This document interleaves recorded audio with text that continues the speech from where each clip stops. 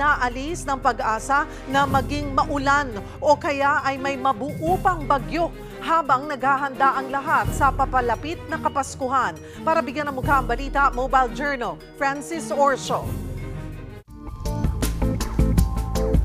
Pamumuo ng bagyo at panibagong pagsabog ng Bulkang Kanlaon. Yan ang mga posibleng mangyari sa mga susunod na araw. Kaya ngayong kasagsagan ng holiday season, ano ba dapat ang asahan ng publiko? Ilang araw nang nakakaranas ng mga pag-ulan ang ilang bahagi ng bansa dahil sa epekto ng iba't ibang weather systems. Sa pinakahuling ulat ng Pag-asa, umiiral pa rin ang Intertropical Convergence Zone o ITCZ, ang salubungan ng hangin sa Northern and Southern Hemisphere. Pati na ang northeast monsoon o hanging amihan at ang shear line o ang interaksyon ng mainit at malamig na hangin. Ang mga yan ang dahilan kung bakit maulap ang panahon at nakakaranas ng ulan ang maraming probinsya sa bansa. Pero heto, sa inilabas na ulat ng Pag-asa Climatology Division, asahang madadagdagan pa raw ang makakaapekto sa ating panahon.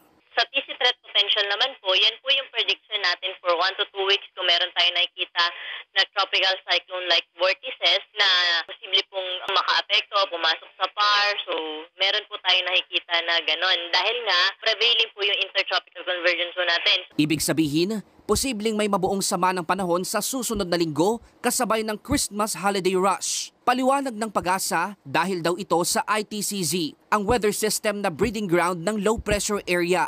At kahit hindi raw ito maging ganap na bagyo, pero dahil magiging LPA ito, kaya magdadala pa rin ng mga pag-ulan sa malaking bahagi ng Visayas at Mindanao.